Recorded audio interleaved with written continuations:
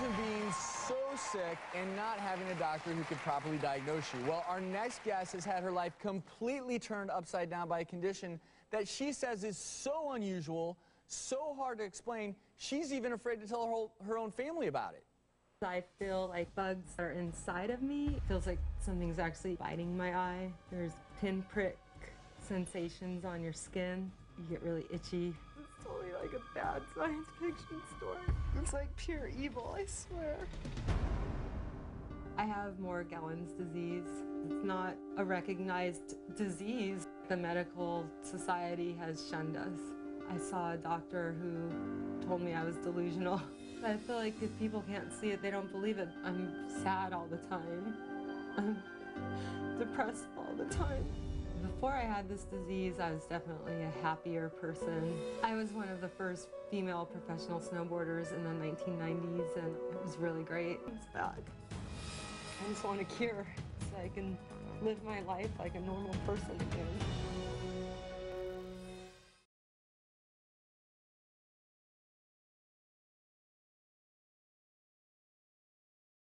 Crystal, you're devastated by this illness. Yes, I am. And reading about your story, it almost seems like you're ashamed and humiliated because you can't explain it to people. Yes, that's true. Talk to me about what it's been like to have an illness that no one knows about, and we don't have any good ideas about what's going on.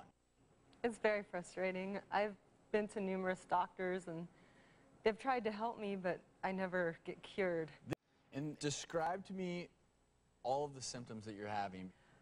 I feel like bugs are biting me. It's a feeling like someone's taking a little pin and just pricking me with it. And I feel those feelings in my eyes, which is the worst, because I feel like they're biting my eyes. And I have no idea if it's actually bugs biting me or if it's things already in my bloodstream trying to come out of me. Arms, legs. Everywhere. Back. Everywhere. Stomach. Yeah. Everywhere. Everywhere. And how frustrated are you with us, with doctors? I've been pretty frustrated. Yeah, pretty frustrated. I just want to get over this and have a normal life again, and so far no one's really been able to solve it for me.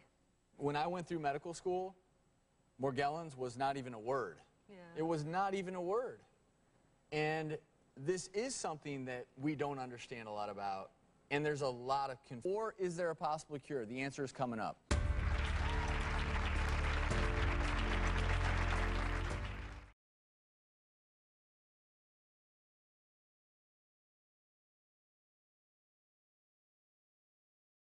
I'm sure those of you at home are wondering, what is this Morgellons? And I have to admit, until a year and a half ago, I had never even heard of it. It's a rare condition where people say it feels like parasites are crawling under their skin. People who have it, they're often told they're delusional, it's all in your head.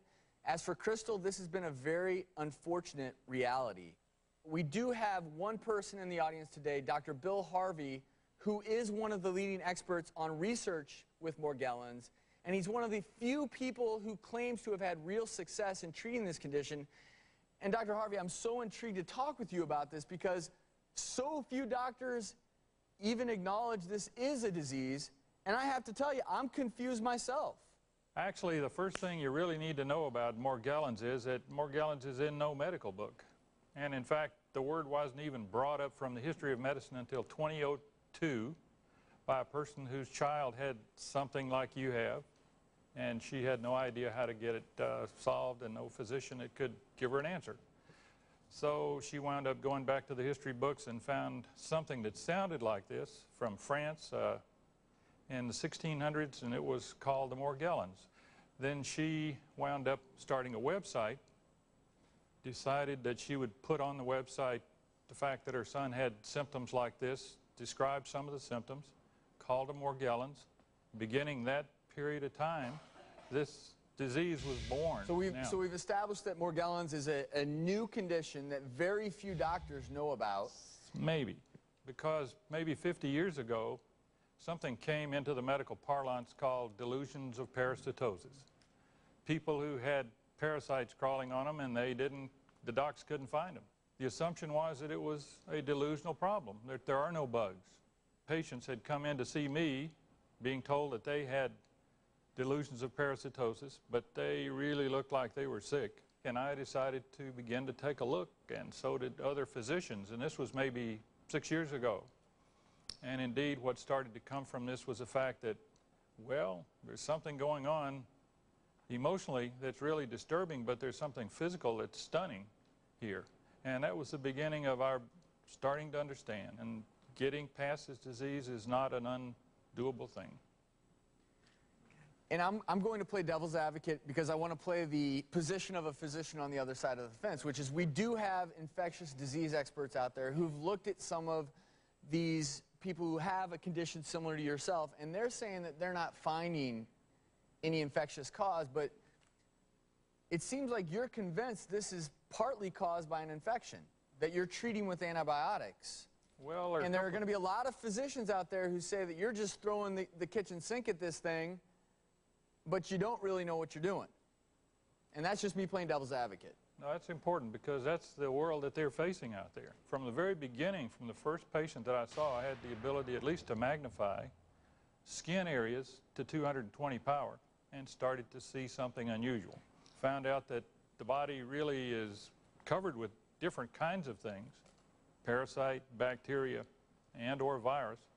We were able to begin not to shotgun this thing with many different kinds of anti-parasitics or antibacterials, but one antiparasitic in particular.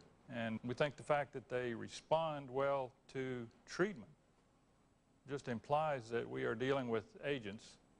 We had veterinarians that came in and helped us out from the beginning because they know so much about parasites. And the fact that parasites do certain things at certain times, like they move around from 1 to 3 a.m., that's when patients often feel them moving around. They don't feel them in the afternoon, and you can read it in any veterinary book. Many humans are infected with these things, but they're mostly third world countries, and we really hadn't paid a lot of attention to that in this country. The fact that you have it is a very special reason that we're only now coming into probably in this society in the second and first world countries. Well, I have two things I want to say to you, and first is, I'm not sure yet what Morgellons is, but I do know I believe you. And Dr. Harvey has agreed to take you on as a patient.